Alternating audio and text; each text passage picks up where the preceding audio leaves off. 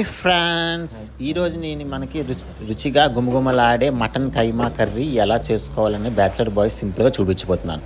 మొదటగా కైమా అనేది ఇలా కొట్టించేసి దాన్ని ఒకసారి బాగా వాష్ చేసుకొని ఉప్పు, కారం, మీట్ మసాలా, పసుపు వేసుకొని ఒక హాఫ్ అన్ అవర్ పాటు నానబెట్టుకొని ఒక పక్కన పెట్టుకోవాలి. తర్వాత స్టవ్ వెలిగించుకొని ఒక కుక్కర్ పెట్టుకొని ఒక 4 టేబుల్ స్పూన్ల ఆయిల్ వేసుకొని ఒక 4 పచ్చిమిరపకాయ ముక్కలు కట్ చేసుకొని అలాగే ఒక 2 ఉల్లిపాయ ముక్కలు కట్ చేసుకొని వేసుకొని కాస్త దోరగా వేయించిన తర్వాత అందులో ఒక టేబుల్ స్పూన్ అల్లం వెల్లుల్లి పేస్ట్ వేయించుకొని పచ్చివాసన అంతా పోయే వరకు బాగా వేయించుకోవాలి. అది అలా వేగుతున్న తర్వాత కట్ చేసి పెట్టుకున్న చిన్నగా తరిగిన టమాటా ముక్కలు వేసుకొని అవి కూడా కాసేపు అలా 2 మినిట్స్ కలుపుకొని అవి కూడా వేయించుకోవాలి.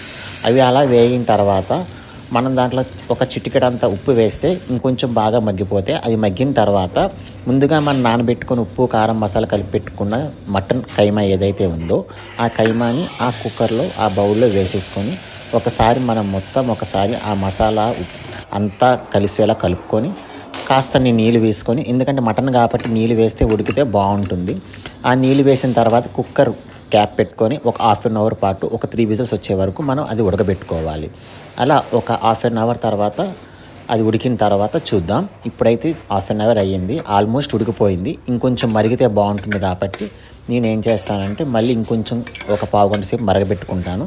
ఈ మరిగే ప్రాసెస్లో నేనేం చేస్తాను అంటే ఒక టేబుల్ స్పూన్ మీట్ మసాలా, ఒక టేబుల్ స్పూన్ గరం మసాలా, అలాగే నేను కొంచెం ఒక టేబుల్ స్పూన్ ధనియాల పౌడర్ అలాగే వేసుకొని బాగా కలుపుకొని ఇంకొంచెం మొత్తం అంటిలాగా అతుక్కొని, నేను కొంచెం కారం ఎక్కువ తింటాను కాబట్టి కారం ఎక్కువ వేసుకుంటున్నాను. నాన్ వెజ్లో కారం ఎక్కువ ఉంటే చాలా బాగుంటుంది. వేసుకొని మళ్ళీ ఇంకొకసారి మొత్తం బాగా కలుపుకొని ఒక 5 to 10 మినిట్స్ వరకు నేను ఇది మరగబెట్టుకుంటాను అన్నమాట. సో దగ్గరికి అయ్యింది. ఇప్పుడు చూద్దాం టేస్ట్ ఎలా ఉందన్నది చిన్న శాంపిల్గా తిన్నాను ఇప్పుడు నేను అది.